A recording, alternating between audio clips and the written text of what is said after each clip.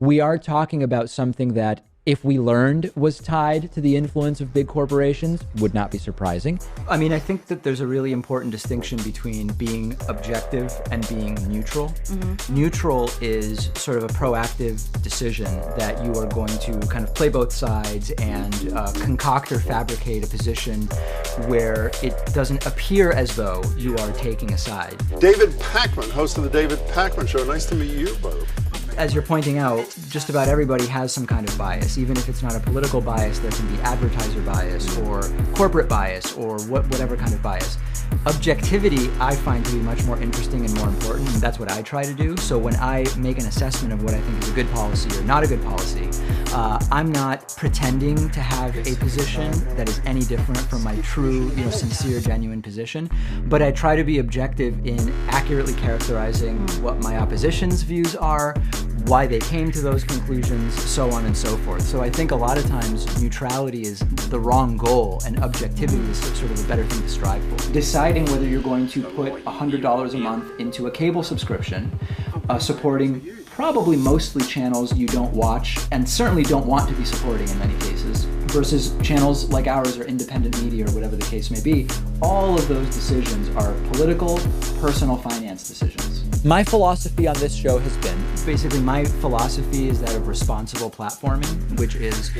My philosophy on this show has been... Any decision I make about a guest is sort of evaluation of a few different things. Number one, how prominent are they or their ideas? Number two, is it worth refuting ideas that are bad, or is it better to sort of let them leave them alone and let them potentially die out? And number three, am I going to be well enough equipped and prepared to be the person refuting those bad ideas? And if the answer to any of those questions comes to the point where I don't think that there's actually an advantage for my worldview and my philosophy to interview someone, then I won't.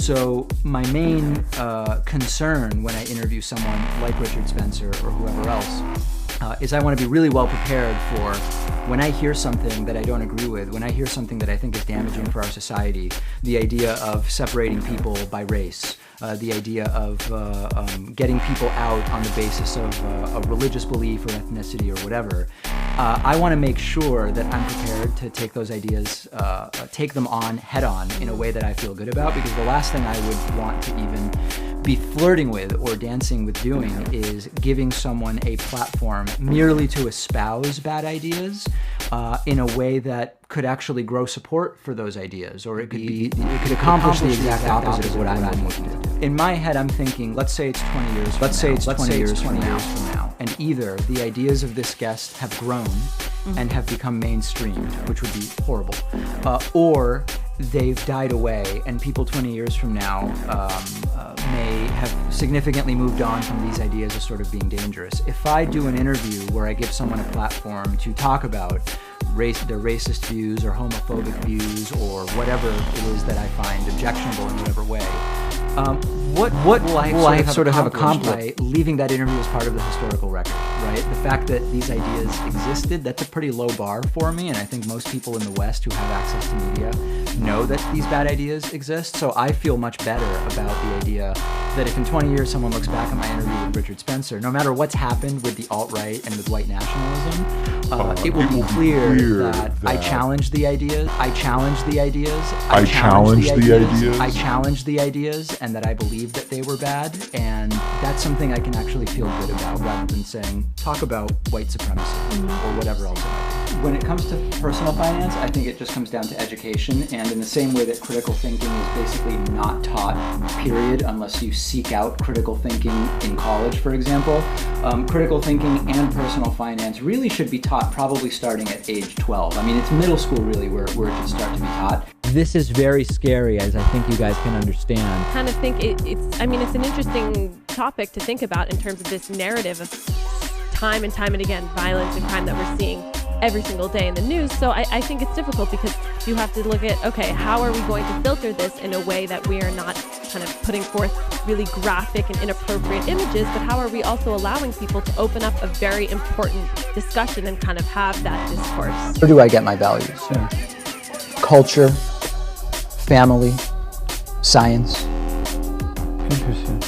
We are talking about something that, if we learned was tied to the influence of big corporations, would not be surprising. I was opposite Philadelphia radio host Dom Giordano, of course, in an attempt to, I guess, not give me the credit that could have been given to me. They called me Boston radio host, opposite Dom as Philadelphia radio host, of course, implying that I guess host local radio in Boston and don't have a syndicated show. I think it's a swipe at new media. Maybe so. They don't want to recognize our platform. They also didn't make any mention of the online platform. That's also true. The topic was the Trump-Putin summit mostly. They also said right before going on that it was going to be a 4-minute segment unless it went really well. The idea of having 2 guests on for a 4-minute segment is clearly what you do when you don't actually want to explore ideas in depth, which they don't. And they also said to me before going on, engage with each other, which we know what that means. It means start arguing with each other. Look, excuse me, I let you go on. Did I let you engage in the series? I knew that as soon as I would try to explain a point, given that there were 4 minutes allocated for an interview with 2 guests, they would try to interrupt me. Now let's see here. You're having an action, a good example of totalitarianism. That is to ensure that the I'm the first one that stopped your monopoly on misinformation. The idea that I have a monopoly of misinformation in the American press is a little ridiculous. So my goal was stick to what I want to say.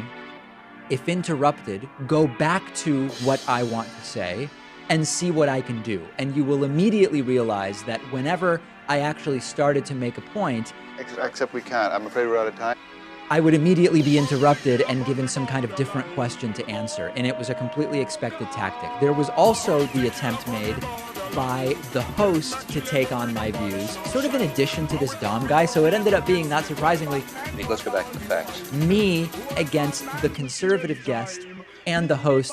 But I expected this stuff, right? I went in knowing that. My hope with this show is not that people end up believing all the same things that I believe. And my hope is not that I become the sole source of commentary for people. What I hope to do with this show is to be part of the commentary diet and hopefully expose people to the importance of reading economics and reading history and reading sociology and philosophy. And one of the real concerns with a lot of this right-wing drivel that's out there is the same thing we heard from Trump, which was only I can fix it, only I tell you the truth, you're not being told the truth here or there, and this is fake news and that's fake news and all of this stuff. It's really important for us to be consuming lots of writing that has sort of stood the test of time. Ideas and books that are still being read decades after they've been written, sometimes centuries after they've been written, really long time. And Nassim Taleb in The Black Swan and Anti-Fragile writes about this. You really want to be starting with your base, and that should be, really reading texts of history, economics, philosophy, etc. Then on top of that, you place news, actual news reporting that's going on. And the top of the pyramid should be shows like mine, where I'm not giving you an opinion on an empty platform. Hopefully you are coming in with the base of the pyramid, and I'm just giving you my thoughts, and we all are sharing a lot of this information. Now, unfortunately, as you're... Except we can't. I'm afraid we're out of time. You've given President Reagan a tough act to follow on Sunday night. We thank you both, John Silva and Noam Chomsky. Thank you.